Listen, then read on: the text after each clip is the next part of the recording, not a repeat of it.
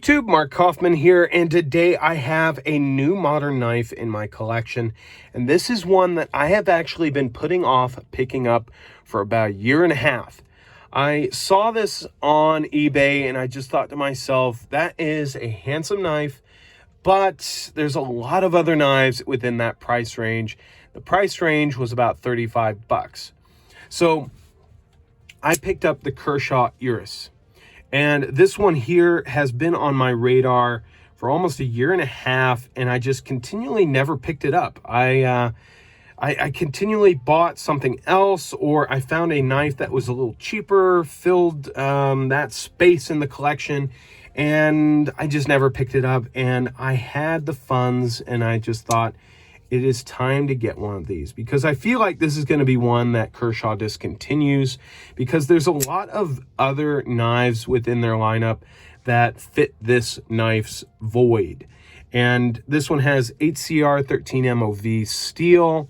It's speed assist or speed safe in this case, and it's got stainless steel handles. They're titanium nitride coated. You have stainless steel standoffs in the back. You have a very beefy stop pin here, which is another thing that attracted to me this knife to me. And in the pivots, you actually have phosphor bronze washers in the pivot. So an all steel construction or all metal construction on this piece. But this one here really does feel like some of the higher end Kershaw, or even the American made Kershaw knives that are out there, and you're only paying about $36 to $35 for it, maybe even cheaper in some other spaces. Now, I haven't taken this thing apart. I just got it today, but for me, it feels great in the hand. Sure, you can push your thumb up here and have a spot for push cuts, but I've actually found this to be very useful for sliding my thumb into here as a little bit of a guideline to press the blade down. Now, this being spring assisted, it's going to probably affect a few legalities. Kershaw and Ken Onion are both pretty confident that Speedsafe voids all those assisted knife laws, but you know what? Consult your lawyer. I am not one. But I feel like this knife really hits all of the marks for me. You've got a really nice lanyard hole here. You've got great metal standoffs here, great solid construction. You have a solid stainless steel frame lock, which is definitely going to hold up. The pocket clip is a little bit ugly. In a few reviews I've seen, when this is flipped to the left side, it looks really weird because, as you see, it goes this way. But if you were going to flip it, it's going to go like that. So it's going to look a little weird when you flip it over. But other than that, I find this knife to be a very attractive knife. The titanium nitride coating is going to be tough, but I have seen older ones of these on eBay, and I have to say, with a pocket worn look or it being heavily used, it's going to look good. I think this is going to be a knife that will look great with some more use. Now, it is a flipper. There's no thumb studs, so you're going to have only really one means of opening it, unless you take the torsion bar out and then you just open it with one hand like so. I mean, if you have some laws that you have to have one-handed opening, I understand. But the other thing that attracted me to this knife is the blade.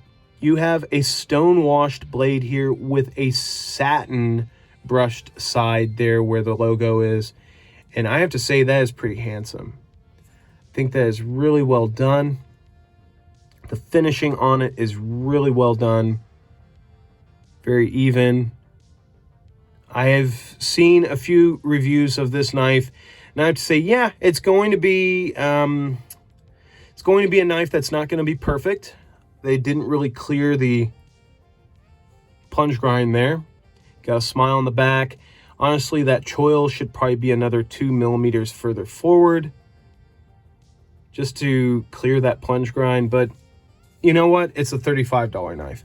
But for me, I find this thing to be very, very compact, and it's also very, very thin. So real quick, let me get a few comparing blades for this. And I'm going to try and compare this to some knives that are very, very common. So we've got the Kershaw Knockout, and I'm going to try, without throwing all this all over the place, to get these things to stand up. So we've got the Kershaw Knockout, and then we've got the Kershaw Eris, and then I'm going to compare it to one that's very comparable in my collection, the CRKT Pilar. This is a heavy hitter. For me, personally, I find it to be very useful. It's affordable. And then we're going to compare it to that one. So as you can see, that it is going to be a very, very compact knife.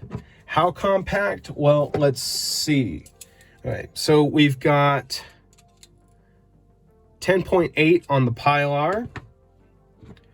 On the Knockout, we have 10.9 or 0.9. And then on the Eris, we have 9.59. So it is a very, very compact knife and very thin. It was actually a lot thinner than I expected. When I got it out of the box, I first said, wow, it's very thin. And I thought the Kershaw Knockout was a thin knife. This one is a little bit thinner. So for me, it is definitely hitting all the right marks for me, and I am very, very happy with it. And I thought you guys would like to see what I've recently picked up.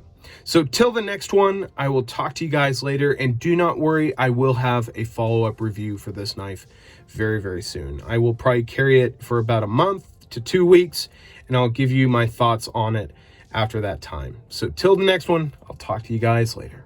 Bye-bye.